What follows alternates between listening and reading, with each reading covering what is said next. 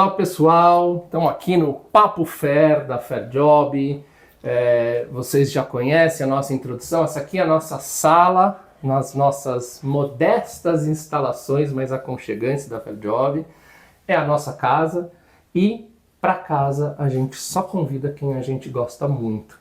Então hoje eu tenho uma honra, um prazer de receber doutora Luciane Sotelo, a Lu, para nós que já somos amigos, parceiros, trabalhamos juntos, pesquisamos juntos. Então, Lu, muito bem-vinda, muito obrigado por aceitar o nosso convite. E seja bem-vinda, a gente vai bater um papo fair mesmo, super descontraído. E aí, primeira pergunta, quem é doutora Luciane Sotelo? Bom, antes de responder a tua pergunta, eu vou agradecer o convite. É um prazer enorme estar aqui com você, Fernando. Sabe que o carinho que eu tenho pelo... Eu acho que assim, talvez pelo projeto que vocês têm, mas por você como ser humano.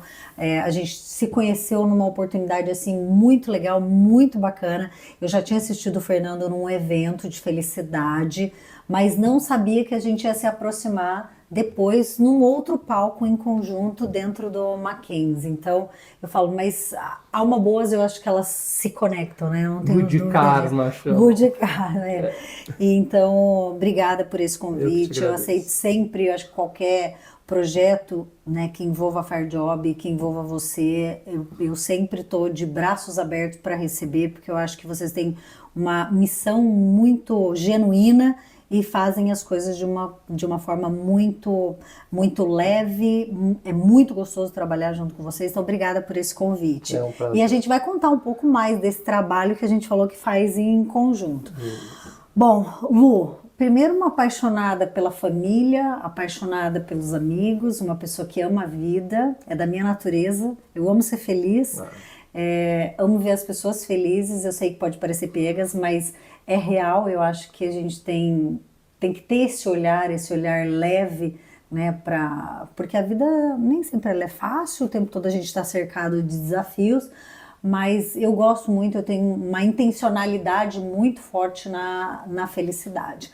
Sou uma pessoa que vem do setor educacional, agora falando profissionalmente.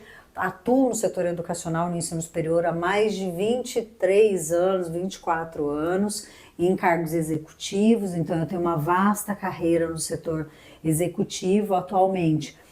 Fundei uma startup que é uma parceira FairJob, porque também foca totalmente no desenvolvimento socioemocional, né? E também tenho 2 cadeiras dentro de uma universidade americana, que é onde a gente tem um projeto muito legal, muito bacana, a gente vai falar mais sobre isso.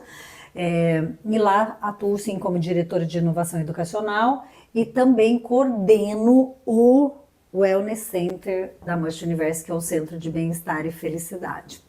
Sou uma pessoa que ama estudar, né? Doutora, né? Não é Ninguém é doutora se não amar estudar. Amo estudar, gosto muito de estudar, gosto muito de ler, de aprender, sou uma curiosa da vida. Eu acho que em poucas palavras tentei resumir quem é a Luciane, Fernando. Não, e assim, a admiração, você sabe que ela é recíproca. A gente se conheceu dividindo um palco e isso já é um bom indício, né? Tem muita gente, a gente fala sobre os mesmos temas, a gente tem startups, né, que se cruzam, e eu acho que a felicidade é o que a gente sentiu, porque quando a gente sabe que um torce pelo outro, que fala, nossa, que legal você está fazendo, vem fazer junto comigo, vamos fazer um projeto juntos e tal. Isso é dividir felicidade. A gente vê que mesmo em grupos de felicidade, às vezes, né, tem um ego, tem uma e com a gente, né, com a Aline, que foi, né, a doutora Aline Freitas, que nos convidou lá também. Então, assim, é muito conjunto. É muito sobre dividir, né? A felicidade, quanto mais se divide, mais se multiplica, né? Até contrário, né? A matemática, né? Mas a gente... E dali pra frente, né? Esse foi ano passado, né? Foi, no começo desse ano. Eu acho que assim, a gente se encontrou algumas outras vezes. E no começo desse ano, aí, que a gente no projeto do Wellness, veio né, aquele... E aí, antes de falar... Não vou falar. Não, antes de falar do projeto, me fala um pouco do Wellness Center. Sim. Por que ele foi fundado? Eu sei, né, que você tem uma história também junto lá com a Must. Eu acho que é a primeira universidade, ou pelo menos das que eu ouvi, assim, montar um wellness center para as pessoas da universidade, né? Para os funcionários, para os professores, para depois os alunos. Sim. Fala um pouquinho desse projeto que eu acho que é tão bacana, tão inovador. É muito legal mesmo, Fernanda. Assim, a gente sabe que tem um movimento muito forte, né? Para o investimento no bem-estar, acontecendo em várias vertentes. Então, logo que eu fundei a startup, o meu interesse foi entender, como eu venho do setor educacional, do ensino superior, começou a fazer muito sentido tentar entender o que as universidades estavam fazendo pelo bem-estar dos alunos. Então eu tirei assim, não vou dizer que foi um sabático, porque ao mesmo tempo eu estava trabalhando, mas eu visitei, já está dando quase 13 universidades fora do país, principalmente nos Estados Unidos, que era onde eu estava com a minha rede de contato durante o doutorado, para entender e fazer aquele benchmark mesmo, ir lá fazer visita técnica, guiada e compreender como é que essas universidades trabalhavam ou estão trabalhando a questão da saúde mental e da saúde emocional dos alunos. Por quê? Porque esse é um problema social, né? É um problema mundial, é um problema social, e começou a me arder muito no coração essa temática. Então, começou primeiro com o visitar essas universidades. Paralelo a isso, eu já tinha uma atuação junto com a MUST, né, bastante próxima, e a MUST tem uma liderança que você conhece, Querida, né, que é a Julie. Sim, e que assim, é uma pessoa que tem focado numa liderança humanizada, mas né, assim, tentando realmente trazer esse aspecto de humanização. Então, acho que também assim, surgiu do desejo, né, no coração dela de, olha, vamos montar um centro de wellness, e aí me fez o convite para tocar, e eu aceitei assim, com muito carinho, com um brilho nos olhos, porque é o primeiro centro de bem-estar e felicidade universitária totalmente online. Totalmente. Hoje a gente atua, a gente não quer parar no totalmente online, porque a gente tem previsões, né, de eventos que aconteçam presencialmente, inclusive... eu não vou dar spoiler, mas né, a previsão de uma ação que a gente quer fazer presencial agora em setembro ainda desse ano. Então, primeiro surgiu desse desejo, né, eu falo assim, de uma liderança que acredita que as pessoas, que a empresa funciona, ou que a empresa tem um melhor assim, desempenho por meio das pessoas, né? Então começa com isso. Eu aceitei, e de lá para cá a gente veio trabalhando em fases. Então fases primeiro, né, com os coordenadores, com os docentes, e é nessa fase que a gente está agora, para que agora em julho a gente entre com a fase alunos. Quantos alunos tem lá? Quase 10 mil alunos. Hoje a base, se eu não estiver errada, mas é mais ou menos isso. Então, assim, é uma comunidade grande de colaboradores, e o projeto ele foi sendo construído, Fernando, isso que eu acho que é a parte mais legal, de forma colaborativa. Né? A primeira coisa que a gente fez, e aí eu sempre digo assim, não tem como a gente construir, a gente não constrói nada sozinho. A primeira coisa foi, assim, quem quer ser voluntário no projeto? Quem quer vir para dentro do projeto? E vieram várias pessoas. Então, o projeto tem acontecido, eu falo, não por mim como coordenadora, mas pelas pessoas que estão lá e que acreditaram no projeto. E aí, no meio do caminho, né, eu acho que assim, por conta desse contato, eu falo, a gente tem que se unir a pessoas, independente da gente ter atividades, pelo contrário, a gente aprende, eu aprendo, a gente tem uma rede, né, de pessoas, de grupos que a gente participa, que estão focando o olhar para essa temática. E nada mais justo do que a gente se apoiar. Então, o Fernando, um dia a gente conversando, ele falou, a gente tem um projeto de medicina do estilo de vida e dá para a gente fazer uma pesquisa de felicidade interna bruta. Mais do que rápido, né? Não, foi instantâneo, né? O aceite, né? Foi impressionante. A gente fez uma reunião com a Julia também entendeu que assim, faz total sentido, e a gente levou o projeto para, né, e implantou o projeto. Tanto a pesquisa do FIB... A pesquisa foi um sucesso, uma das melhores métricas que a gente já teve. Legal, e tá explicado, né? Porque tudo tem uma explicação, né? Assim, não dá para pensar em bem-estar integral se não for colaborativo, né? Então, ou seja, as pessoas colaborando, e uma das vertentes, uma das dimensões da felicidade interna é a vitalidade comunitária, ou seja, quanto mais, aí eu acho que é uma competência de vocês, né? De você, da Julie, de toda a equipe ali, de unir as pessoas, né? De falar assim, quem quer colaborar, vamos construir juntos, vamos... E óbvio que apareceu um resultado 81 no FIB, que é assim, fantástico, é fantástico. Sim. E que pra gente foi uma coisa muito prazerosa de ver, fantástico. né? Porque a gente sabe, né, Fernando, quando a gente tá falando dessa temática, ela tem sido muito explorada, né? E às vezes eu tenho até falado assim, tem muita gente falando muito alto que não deveria ser dito, né, em relação a essa temática do bem-estar. Então a gente tem um compromisso que não é um compromisso só com o tema, é um compromisso com as pessoas. As pessoas, sobretudo com as pessoas, né? Porque a gente tá falando de vida, né? De expectativa de vida, né? Justamente, de ver o bem-estar das pessoas. E a gente sabe que em qualquer ambiente de trabalho, na nossa vida mesmo, os desafios são imensos, né? Não é esse mar de rosas que a gente imagina. Então, eu sempre digo o seguinte, a gente não tem a resposta para esse problema que é um problema social e mundial do adoecimento mental, do adoecimento emocional. Mas eu não tenho dúvida que tanto eu, como Luciane, Fernando, como Fernando e Fairjob e a Must, a gente quer fazer parte da solução. É isso. Esse é o ponto. A gente não tem a resposta, mas a gente quer fazer parte da solução. E a iniciativa do Wellness é justamente sobre isso. É sobre fazer parte de algo que possa levar e melhorar o índice de bem-estar das pessoas, né? E aí a gente, com essa parceria, a gente tenta, né, acho que melhorar esse índice. Acho que é a co-construção. É muito legal, e aí vem um depoimento que a gente já conversou, né, em outras questões, mas a forma de co-construção de vocês com as pessoas, então assim, a gente tem inserções com temas diferentes sobre os pilares da medicina e estilo de vida, sobre a questão da felicidade interna, sobre o bem-estar integral, mas elas são sempre muito dinâmicas, sempre muito participativas. Claro que facilita, porque a Mansi tem um corpo de docente, né, um corpo de professores extremamente preparados, mas assim, é enriquecedor para a gente que está ministrando ali, que está conduzindo. Né?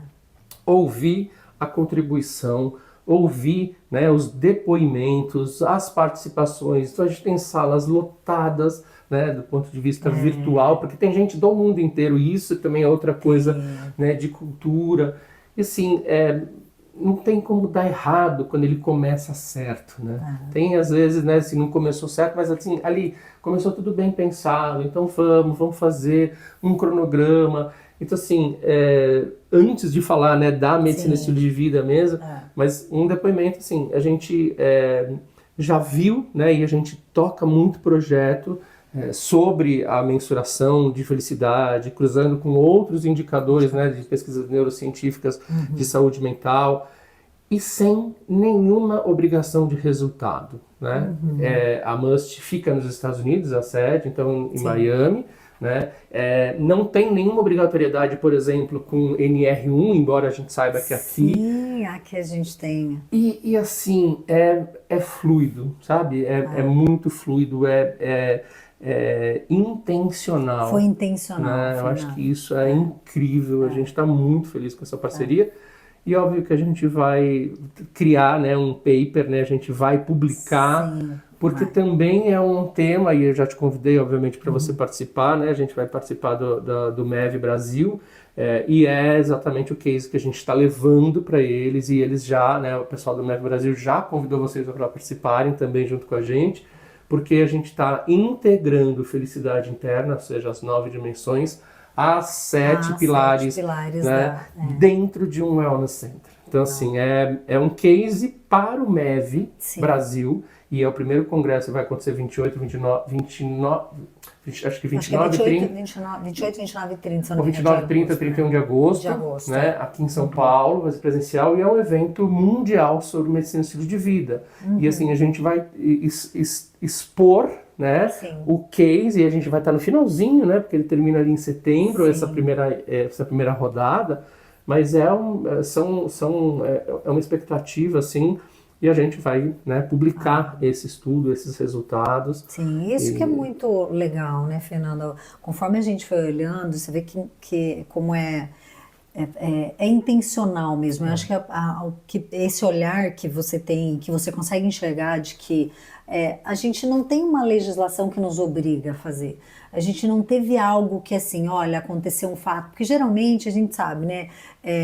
Algumas instituições, organizações, elas mudam a rota para olhar o colaborador ou porque teve um acidente de trabalho, ou porque estão sendo cobradas pela sociedade, ou porque estão tendo que responder por uma legislação.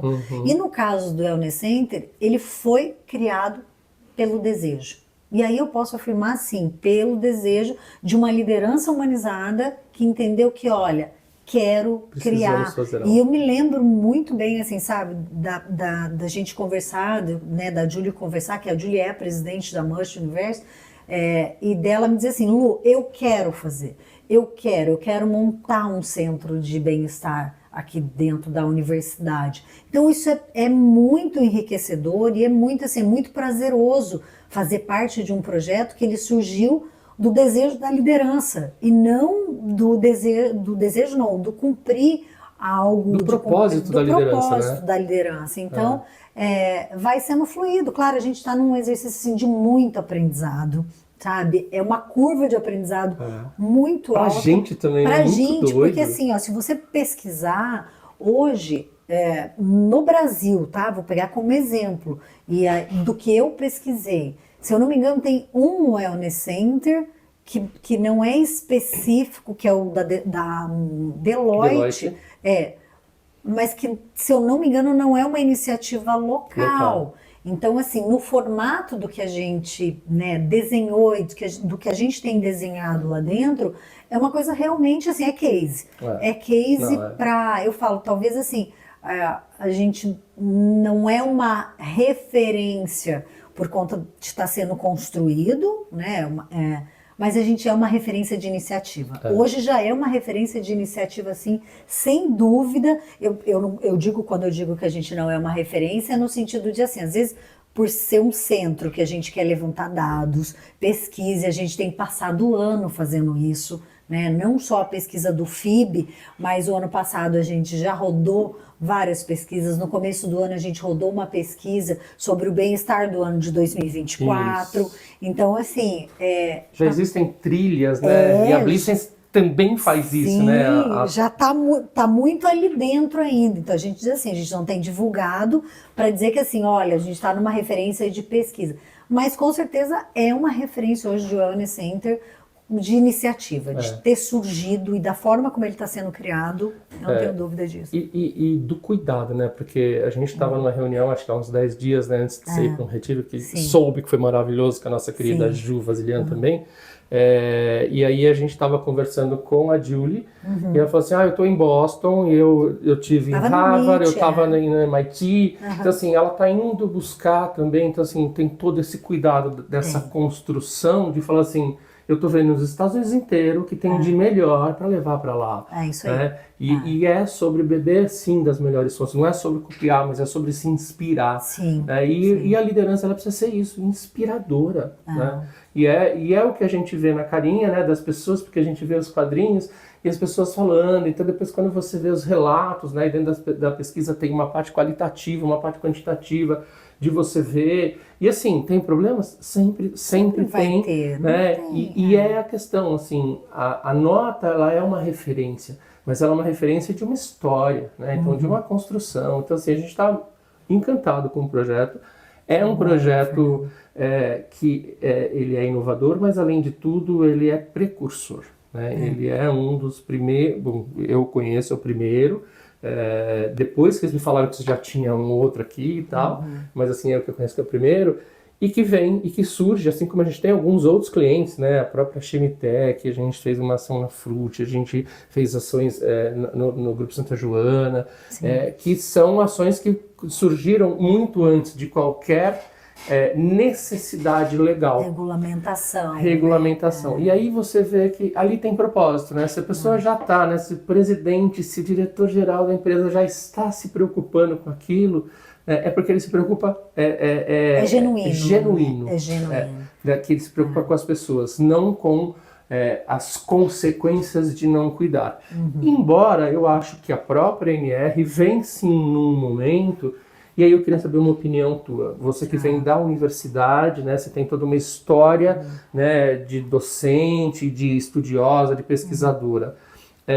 O quanto você acha que são as empresas são as, vamos chamar, maiores ou únicas responsáveis por esse adoecimento mental, visto que as doenças mentais estão acontecendo nas escolas primárias, estão acontecendo nos asilos, estão acontecendo...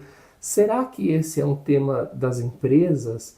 Ou será que esse é um tema da sociedade? É um tema da sociedade, com certeza, Fernando. A gente tem até tomado um cuidado e eu digo assim, tem se dado muita luz, né, a nova legislação, ou a atualização, né, porque ela é uma legislação já antiga, mas que agora passa a ter vamos assim, esse olhar para o risco psicossocial. Isso. Que é completamente, eu falo assim, necessário, factível, mas eu acho que a gente tem que dar alguns passos para trás, né? E esses passos envolvem o quê? Envolve que primeiro o trabalho ele tem um valor social imensamente necessário na vida do ser humano. Então, quando a gente dá o valor à doença, ao adoecimento, eu esqueço de dar a valoração no que o trabalho propicia. Dignifica, né? Constrói. Então, se a gente pegar a história do trabalho na vida do ser humano, sim, a gente vai pegar uma época que ele era um meio de subsistência. Isso. Hoje, ele tem uma valoração social e tem inúmeros estudos, isso é bastante importante, que mostram o adoecimento mental para quem está fora do mercado de trabalho. Isso. Né? Esse tem inúmeros estudos. Então, assim, eu acho que tem que ter um olhar muito cuidadoso entre o que é adoecimento do trabalho, que é do trabalho, aí sim a empresa tem a responsabilidade de não adoecer, de não fazer a pessoa adoecer. Mas tem o adoecimento no trabalho. No trabalho eu estou trazendo ele. Eu posso trazer do relacionamento, eu posso trazer do meu da dificuldade financeira, da dificuldade financeira, da separação, do luto, de uma série de outras coisas, de uma né? série. Então a pessoa já pode chegar, né, com o adoecimento.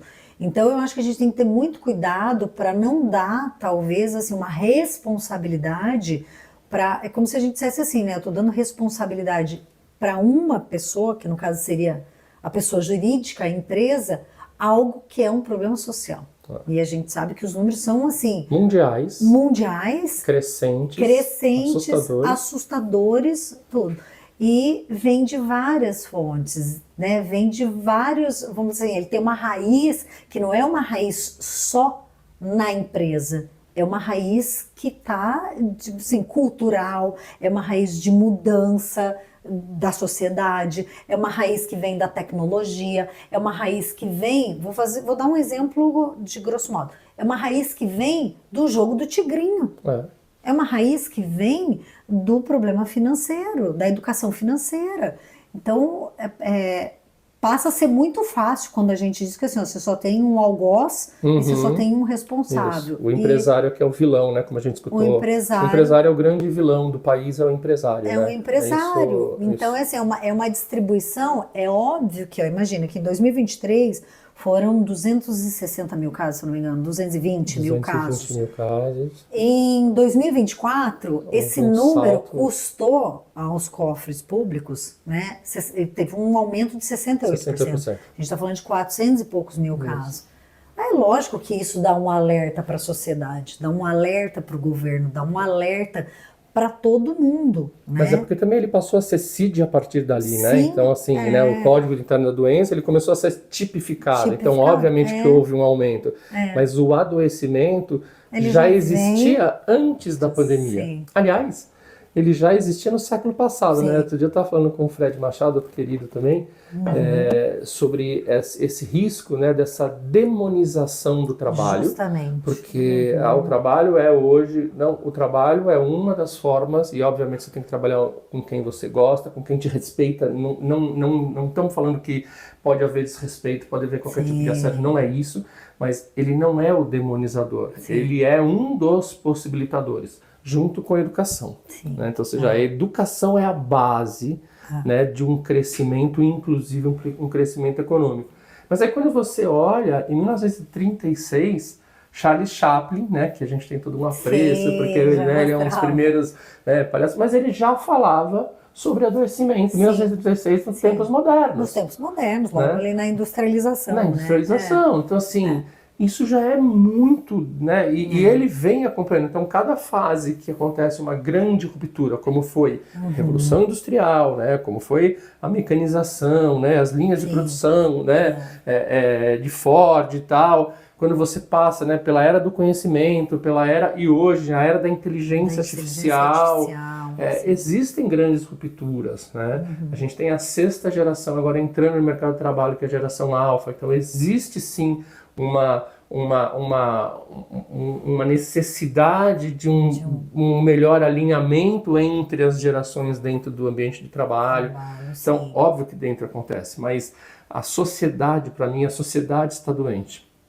Agora, a responsabilidade, e aí eu queria entender também a tua opinião, a responsabilidade, já que, né, para mim, eu que sou um empresário, né, eu sou um fundador de uma startup, mas um empresário, eu acho que para mim, se existe um mal, é um sistema político, tá? E sem falar de esquerda ou direita, porque para mim o sistema é corrompido, o sistema a empresa, ela tem uma responsabilidade social, não só de gerar emprego, como de cuidar. Então, sim, ela tem uma responsabilidade de minimizar os danos que vêm, ou seja, está dentro da sua casa, cuide.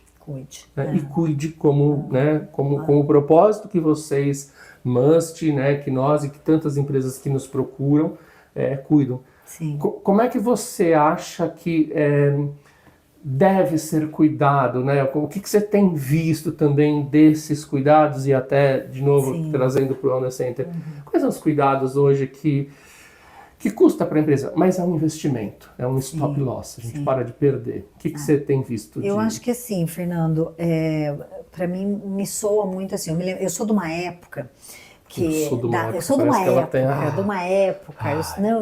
uma época em que, quando eu comecei a minha carreira no setor educacional, logo eu comecei já direto na educação e comecei num modelo que era um modelo disruptivo, que era no EAD. Né? Em 2002, 2004, você falar de educação à distância, era uma coisa assim, era muito inacreditável, novo. Né? Só que ao mesmo tempo, eu tive a oportunidade de vivenciar projetos que foram projetos assim bastante. Por exemplo, em 2009 eu coordenava um curso que tinha 40 mil alunos. Nossa. Um curso, né? Se falava que um curso de administração, de graduação, tinha 40 mil alunos, era bastante. Então, assim, eu tive a oportunidade de passar por projetos que envolviam uma base de pessoas muito grande. Então, eu fui responsável na minha liderança por times de 1.000 pessoas, de tutoria só falando, entre professores, coordenadores. Mas o que eu queria dizer é o seguinte, lá atrás, a minha área de estudo, já né, como professora, eu me lembro que assim, a gente teve uma época que a gente precisou escrever livros, os livros das disciplinas precisavam ser todos publicados pela Pearson. Então, uma instituição fez uma parceria com a Pearson para a gente publicar os livros didáticos da graduação. E eu tive a felicidade de trabalhar um tema que eu adorava, que era responsabilidade social. Responsabilidade social. Então, assim, escrever sobre responsabilidade social, ministrar a disciplina de responsabilidade social. E lá naquela época, o que a gente vivenciava? O que a gente está vivenciando hoje com a saúde mental. Que era assim, as empresas estavam, vamos dizer assim, se comprometendo em ser socialmente responsável no papel, no discurso. Era uma coisa assim, eu quero o selo de responsabilidade social. Quando você olhar o selo, o preenchimento do relatório, e aquilo te dá uma certa frustração, uma certa tristeza, porque você falava assim, olha, tá muito mais no querer No dizer marketing que é no social marketing social do que que no no propósito. compromisso de ser uma empresa que olha a sustentabilidade, que olhava, né, para a responsabilidade social. Então, assim, desde lá fica muito claro para mim as iniciativas, que foi a pergunta que você me fez, quais são as iniciativas que eu tenho visto que estão sendo genuínas e iniciativas que estão sendo para cumprir protocolo. Então, assim, instituições grandes que estão fazendo, por meio das suas universidades corporativas, olha, treinamento para que a liderança não seja tóxica. E aí as metas são fora da curva. Ou seja, e onde está o walk the talk? O diretor tá assim, passa meia hora como se ele estivesse assistindo ali só para cumprir o protocolo, mas na realidade o que precisa ser feito não tem uma prática efetiva. Claro que a gente não pode generalizar, tem casos e casos, e aí sim, ao mesmo tempo que tem essas iniciativas que são proforme, tem também iniciativas onde as empresas estão conscientizando a sua liderança, né? Mostrando qual o impacto de uma liderança tóxica, qual o impacto de uma comunicação violenta, qual o impacto de não conhecer os seus colaboradores, qual o impacto de não ter uma rede realmente de segurança psicológica dentro da empresa. Segurança psicológica é básico. É básico, sabe? Porque as pessoas precisam se sentir. Eu falo, talvez seja. Você não lembra da hierarquia das necessidades de Maslow? Sim, Maslow, total. Né? Maslow tá ali, ó, primeira coisa. Isso. Segurança fisiológica. Então, é assim, todo mundo precisa comer, todo mundo precisa dormir, em algum momento a gente vai sentir aquilo. A segunda é a segurança. Eu preciso, por exemplo, como ser humano, eu preciso morar num local em que eu saiba que não tem um tiroteio para eu conseguir dormir tranquila. Eu preciso ter um emprego, eu preciso ter uma rede de apoio. Justamente. E no meu emprego, o que eu preciso? Eu preciso ter a certeza que quando chegar no final do mês, o salário vai entrar da forma correta. Eu preciso ter certeza que a hora que eu me manifestar contrário a um posicionamento seu, que eu não vou ser retalhada, que eu vou ser respeitada, que a minha voz tem, que há um significado naquilo que eu estou falando, mesmo que não precisa ser aceito, que seja contrário, mas assim, né, mas o respeito. Né? O respeito. Mas o respeito. Então, as iniciativas que a gente tem visto é justamente isso, assim, eu acho que as pessoas ainda estão um pouco assim, sabe, correndo, sabe quando você vê um formigueiro, né? As pessoas estão correndo para lá e para cá, para tentar entender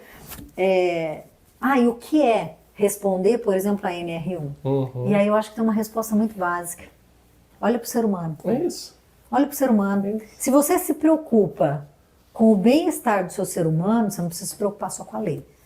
Né? A lei é o protocolo, é o que você vai preencher, é o que você vai dizer, se você, quais são os riscos que a empresa pode causar, sim ou não, vai preencher, o PGR, mas eu acho que quando é genuíno, a empresa que está olhando o ser humano e garantindo o bem-estar do ser humano, ela está caminhando de uma forma mais assertiva, né? Para responder a lei, então, vamos falar. E a gente, outro dia um cliente me perguntou exatamente isso, mas a NR1, então agora eu sou obrigado. Você nunca foi desobrigado a respeitar alguém. Você nunca esteve desobrigado a agredir verbalmente e tal, ou seja, não. Você nunca esteve, não é que agora você nunca esteve desobrigado a fazer isso. Como se fosse assim, agora você vai responder isso de uma forma diferente, de uma forma mais impositiva, porque sim, porque a sociedade mudou, porque existem hoje outros parâmetros de tipificação do racismo, de tipificação da agressão sexual, de tipificação da agressão verbal, ou seja, e precisa, tá muito chato. Não, se tá muito chato é porque você não se adequou a uma sociedade nova. Claro que é diferente, eu venho da comédia, do palhaçaria e tal, é diferente de você, tem um cara que está sendo acusado e vai ser preso por fazer uma piada.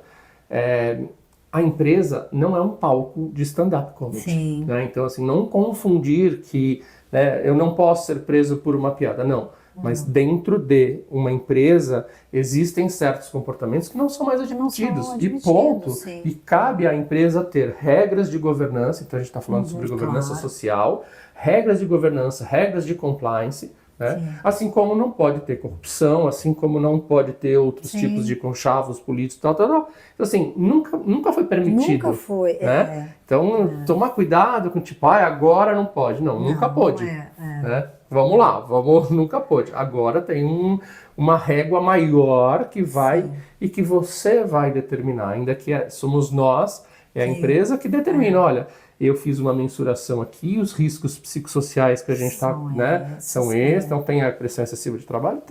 Tem a pressão, eu não respeito as horas de trabalho? Tem o não respeito às pessoas, a dignidade humana, a liberdade de expressão? Tem, né? Então, assim, a gente só está ajustando isso para que ele tenha uma normativa, por isso que é norma regulamentadora 01 e 01, por quê? Porque é a primeira, respeita o primeiro. Respeitar o primeiro, a vida, o bem-estar, não tem muito... Então não tem muita novidade, sim, tem o como fazer, a gente está aprendendo, né, mas e é isso, e a gente via e vê empresas que já se preocupavam com isso e que agora estão colocando no papel. E tem ainda, né, infelizmente, como existem, né, a gente está falando, né, existem bons e maus políticos, existem bons e maus empresários, existem bons e maus professores. Né? Agora a gente está vendo que tem gente que fala assim, não, eu quero só para cumprir essa lei aí, porque, assim, não vai funcionar. Não vai. Né? E a gente ainda tem um agravante aí, né, Fernando? E eu não gosto de dar luz ao... eu gosto muito, uma vez uma pessoa falou para mim, né, sobre como a Madre Teresa de Calcutá, quando ela era convidada para falar contra a guerra, como ela respondia, que ela falou assim, eu não falo contra a guerra, eu falo a favor da paz. E essa é uma coisa que eu particularmente eu utilizo muito comigo na minha linha de assim, eu gosto de dar luz àquilo que é bom, né? Mas é fato que a gente não tem como, assim, apagar ou negar coisas ruins que a gente vê.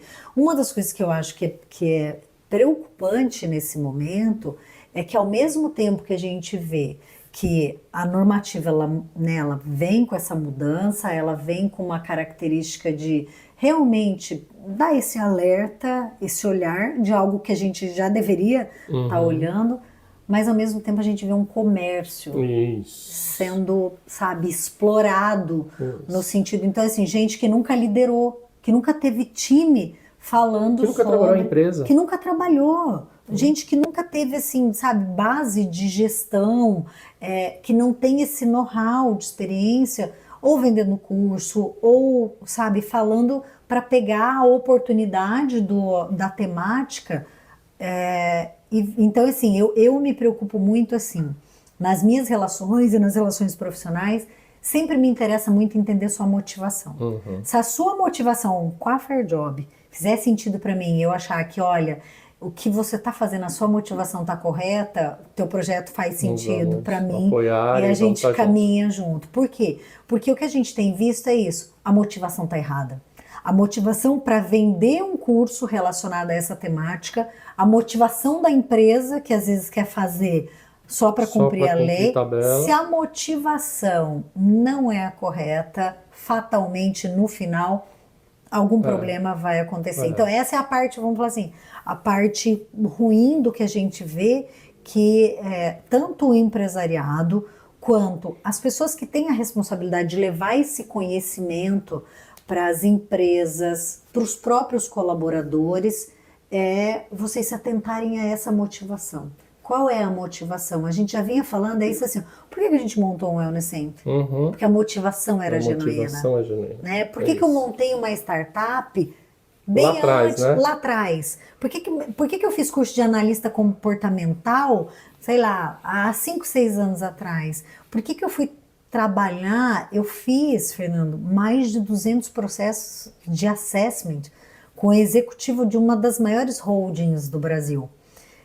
Por que sempre me interessou o desenvolvimento de outro ser humano? Porque eu sempre tive encargo de liderança e eu sempre acreditei que não para eu ser uma boa líder, mas que as pessoas pudessem ser, tivessem uma vivência prazerosa naquele meu período de liderança, elas precisariam estar presentes como pessoas e não só como um colaborador e tendo um número de crachá.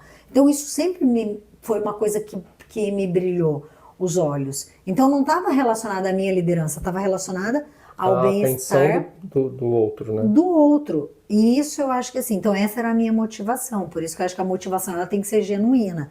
E hoje o que a gente tem visto é justamente isso. É na motivação que a gente não pode se perder. Né? Nem aquele que está oferecendo o serviço para essas empresas, né? Se a motivação for quer te vender um curso e sair, ou te vender uma mentoria, qualquer coisa que seja, se a motivação for essa, atenção. Se a empresa também tiver só a motivação de atender a lei, tá errado. Eu não sei se faz sentido, é o que faz sentido para mim, porque eu acho que é assim. Sentido. Eu sempre olho a motivação para qualquer, né, eu acho que para qualquer coisa a gente observa, poxa, qual que é a motivação, né? É o que a gente, assim, eu sempre tenho falado aqui, estou me tornando repetitivo, mas é porque eu acredito muito nisso. Quando eu começo a estudar neurociência, uma das palavras mais fortes que eu aprendi foi sobre intencionalidade. E a intencionalidade, né? Ou seja, qual é a intencionalidade? Atenção. Porque a partir dali, né, você pode se colocar, inclusive num lugar de vulnerabilidade. Sim. Você pode errar, né, e ser compreendido porque houve uma boa intenção, apesar do erro. Então, assim, a intenção ela é a mandatória, né, para inclusive todos os processos de liberação de dopamina, endorfina, ou seja, é a intenção.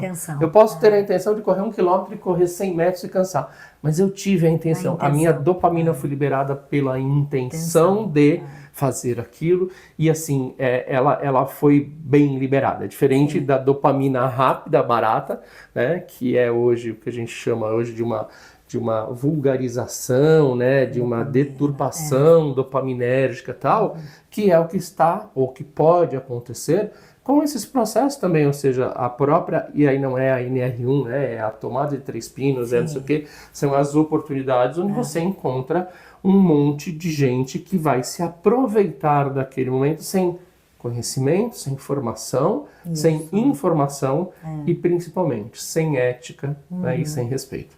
Então, ali é que está o problema. Então, quando a pessoa fala assim, você é um cara muito legal e tal, posso fazer um coaching? Não, eu não faço coaching porque eu não tenho essa formação. Sim. Eu tenho uma experiência, né, de vida que me permitiria dar uma opinião. Talvez mas eu não sou mais do que muitas pessoas, mas eu falo, olha, questão ética. Eu não sou coach, eu não faço, eu respeito, e por isso eu respeito os bons. Então, assim, eu tenho 5 bons profissionais para te indicar, mas eu não faço. Não, mas eu queria fazer. Não, isso eu não faço. Não é a minha formação e não é a minha intenção. Né? A minha intenção.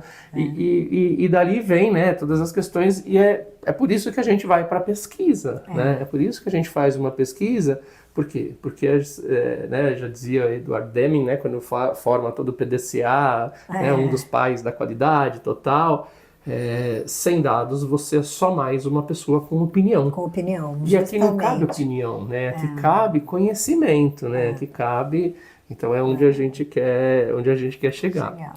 Lu, a gente já está quase chegando aqui, né? Assim, voa, né? Voa. Sem pauta.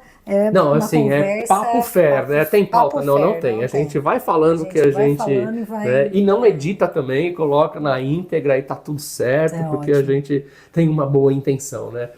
Lu, o que você, como estudiosa de liderança, né? Por tudo que você já falou, para um bom líder, né? Independente da regra, da norma, tal, quais foram os melhores conselhos que você já recebeu, que você já estudou? E o que você pode dar, por exemplo, de conselho para um novo líder? Né? Porque a gente sabe que as gerações que estão vindo vêm mais exigentes, vêm menos resilientes, né?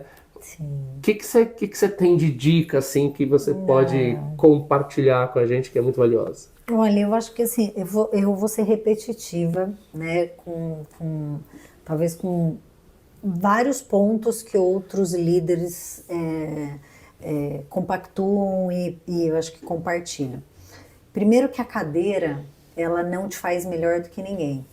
Eu acho que esse é um ponto que, assim, a cadeira é para você caminhar ao lado e não acima das pessoas. Eu sempre me pautei nisso. Né? Tanto a cadeira como o título não é para me colocar acima. É para me colocar num lugar onde eu possa te dizer que pode dar certo e você pode também conseguir chegar naquela ou na liderança onde eu cheguei. Então eu sempre, isso para mim é uma coisa bastante relevante. Segundo ponto, que eu acho que para uma liderança é essencial, é a comunicação. A comunicação transparente, a comunicação assertiva, a comunicação afetiva. Isso não quer dizer que não exista uma comunicação com firmeza e com entrega. Eu acho que isso faz parte da liderança, mas você pode fazer todas essas entregas e pode, né, eu acho que assim, exercer o seu papel de líder de uma forma onde o respeito caminhe junto com a entrega. Então, esse é um ponto que eu acho que para quem vai para o cargo de liderança, tanto que hoje, Fernanda, eu olhando assim, eu tive a oportunidade com muita alegria de passar a minha cadeira para pessoas que eu treinei. E isso para mim foi assim, talvez as coisas assim que marca a nossa liderança, do mesmo jeito que eu também errei. E errar faz parte. Errei assim, sabe? Eu vou dar um exemplo rápido. A gente estava brincando um pouquinho aqui antes, né, e falando, eu falei assim, eu sou uma pessoa executiva, eu executo o que os outros me mandam. Teve um momento da minha carreira que, assim, vinha a ordem de cima e assim, Luciane, se todos os professores não treinarem e tal, eles não podem fazer parte do corpo docente. Eu cheguei a desligar colaboradores, porque eu falava assim, se você não fizer o que está ali no papel, eu tenho que te desligar. Só que eu sempre fui muito transparente. Muito transparente. Eu acho que a comunicação, se fazer ser entendido e escutar o outro, eu acho que na liderança, eu sempre usei uma estratégia que é assim, Ana mesmo, me mostra o que você está vendo que eu não estou. Uhum. Me mostra, porque às vezes assim, pode eu tô ser tentando, que não esteja mesmo vendo, né? Pode ser que eu não estou vendo. Então claro. assim, eu estou dizendo para você que a melhor forma de ficar essa caneca não é com o slogan da Fair Job para cá. Mas por quê? Se você fala assim para mim, não, a gente quer divulgar a marca da Fair Job, então eu sempre utilizei essa questão do me mostra o que você está vendo que eu não estou vendo. Porque aí a pessoa se escuta, eu me escuto, eu escuto a pessoa e em determinados momentos assim, poxa, o que você está falando faz muito mais sentido do que eu estou falando. Então, eu acho que para a liderança, eu acho que essa questão do respeito, da escuta, e isso é uma prova, por exemplo, que a gente vê hoje. Por que os jovens não estão querendo ir para a liderança?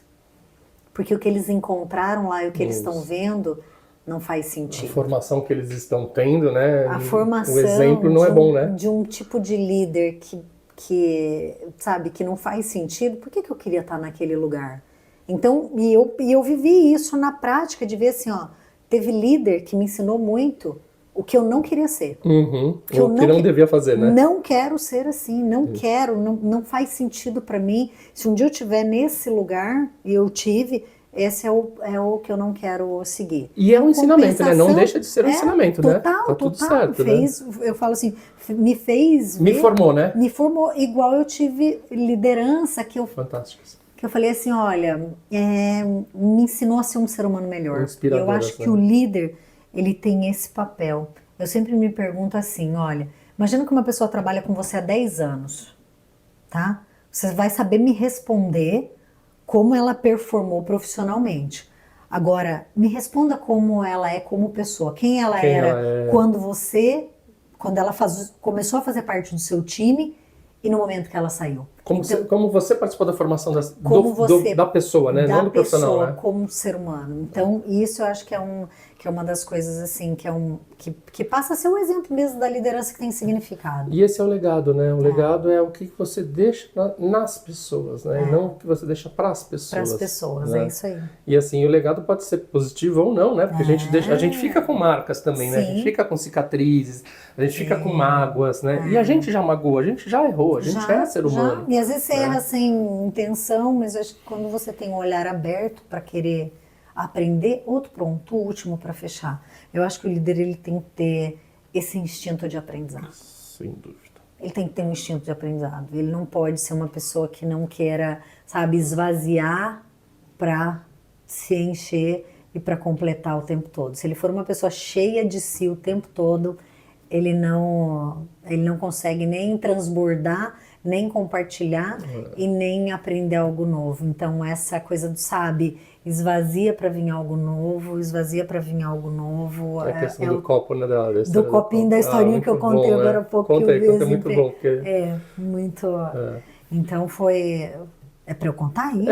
Eu achei muito boa, eu não conhecia, achei muito boa. Eu conto esse final de semana no retiro de bem-estar, e aí assim, vou me dar licença poética de reproduzir, mas eu não vou saber os detalhes.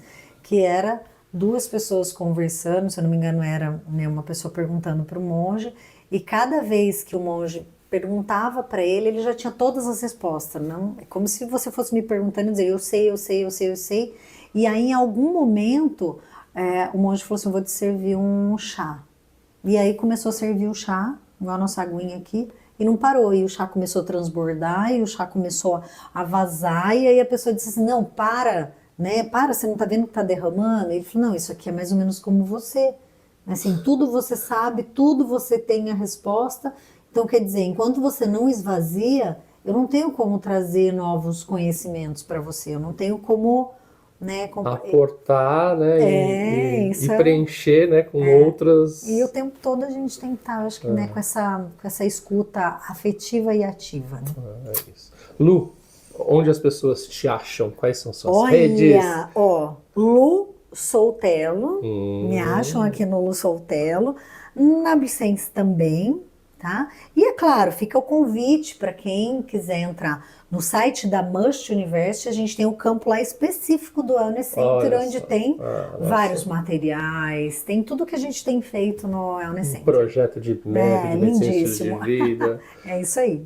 Lu, eu quero te agradecer pela tua presença e pelo teu estado de presença, que é você sempre radiante. Obrigada, Fernanda. Mas muito legal estar com vocês no projeto, estar com vocês em outros projetos, receber você aqui, você já tinha vindo, você voltar, então quando a gente volta para algum lugar é porque a gente gostou, então eu também fico. E a gente está junto, então... Obrigada, muito obrigado. Eu que agradeço novamente, mais uma vez, a você, ao Charles, que está aqui, ó. Ao Charles. Tá aqui, ó. Oi, toda. E o Biraci Patachó tá aqui com a gente, tá aqui Chile esteve hoje com a gente, hoje foi, né? Foi um dia muito especial. Foi um dia bem especial pra gente. Que bom. Obrigado, Lu. Obrigada, Um Fernanda. beijo. Valeu, galera.